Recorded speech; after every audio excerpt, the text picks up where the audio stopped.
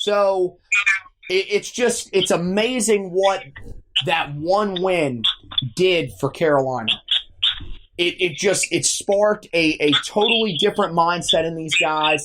And you've seen that they've rallied around the idea that we can make something happen. Because I think in a lot of people's minds, they would have just said, okay, well, let's be real honest. We're not going to be able to make a run because we're just really not all that talented, even though that's not necessarily the case.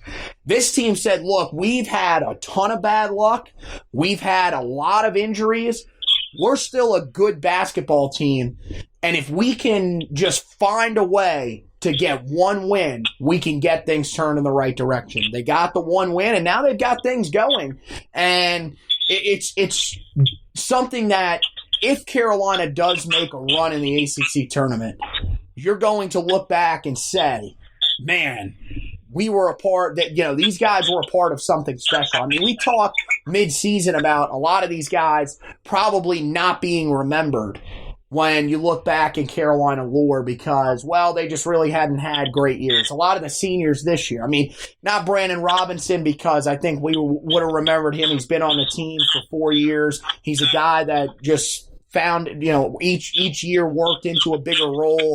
But guys like Christian Keeling, we pretty much thought mid-season, okay, he's going to be an afterthought. We're just going to say, okay, well, that experiment failed. We're just going to move on and just go in a different direction. He'll be one of those guys that we'll look at, maybe not like a Larry Drew, but a guy that we'll just say, yeah, he really wasn't all that great. Same thing with Justin Pierce. The narrative has changed on those guys. And it can only continue to change as this team goes further and further along for however long this season's going to continue. And we've talked at certain times, like when Carolina lost the game against Georgia Tech, where I mentioned I was dumb enough to think down 30-6 they would come back and win because that's what Carolina basketball does. I think Carolina basketball, like if they win the ACC tournament, no matter what happens on Saturday against Duke, but they win whether it's 5 games in 5 days or 4 games in 4 days to qualify for the NCAA tournament, this season will be, or this stretch of games will be everything that Carolina basketball embodies. And Roy Williams loves to say that it all looks better when the ball goes in the basket and winning heals all wounds. And he's right, because now that the ball is going in the basket more frequently, you can maybe live with not rebounding the ball like you normally do, or maybe missing a couple more free throws because you can make it up with made jump shots, and also the wounds being healed. I mean, now we're not gun punched every night like we were for basically a month.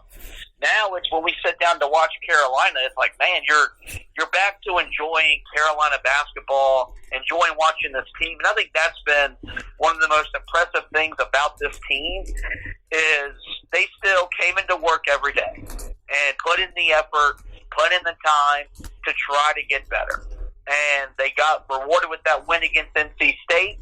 You wondered what it could do, and this is what it can do for you. Now you reeled off 3 wins in a row, and now you're in a position where you travel to your arch rival on Saturday night. It'll be the hostile environment that Cameron Indoor always is for that game, but you got a chance to upset Duke, get revenge for blowing the game to them at home just 3 weeks ago, but even add a 4th win to what's going to be an all-important ACC tournament, because that's where your season's gonna either continue or end. So it's been a lot more fun on the podcast. I know from my end, I don't have headaches when we get done watching games or doing shows or writing articles. So that's been pleasant. I haven't slept any better despite the winning, but maybe just those 17 losses have worn me down to where I'm just not going to sleep till next year. But is there anything else we need to touch on from Wake Forest before we shut it down? Nah, I think we're pretty good for Wake Forest. Great to see all of the guys get in there. I thought it was pretty cool at the end. Roy calls timeout, puts the seniors back in the game. Caleb Ellis in the game for the first time. So That was really cool, but I think now we're just really excited for this Duke game, something that we wouldn't have said a couple of weeks ago. I mean, we still would have been excited, but we would have probably had a very sick feeling in our stomach if we were still sitting with 10 wins and had lost 10 straight. So it feels good to be coming in with a 3-game winning streak, and I think that podcast is going to be an extremely fun one, and it's going to be extremely fun for us when we get ready to head up there on Saturday to prepare for what should be a classic Carolina-Duke rivalry game. Yeah, that is right. We will be on location in Chapel Hill to take in Duke Carolina from whatever bar we wind up in. So with that, we're going to go ahead and shut this down. But, before we let you go, we're going to talk to you about the HeelToughBlog.com website. And, great content, guys.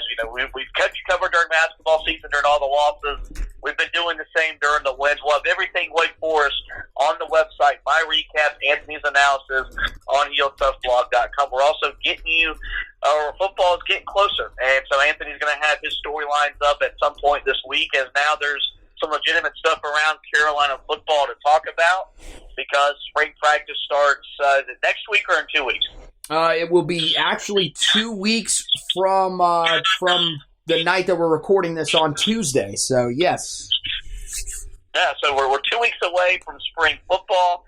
You're going to hear a lot, mainly from Anthony and myself. We're going to push the Sam Howell for Heisman like none other. You can find all of that great content out on HeelToughBlog.com. And lastly, I'm going to encourage you guys to subscribe to the podcast and also like and review us.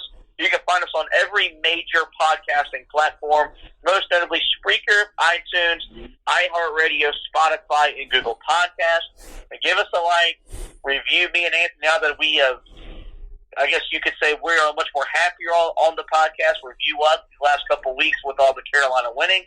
But most importantly, we encourage you to subscribe. That way you get every podcast episode after I upload it onto our site.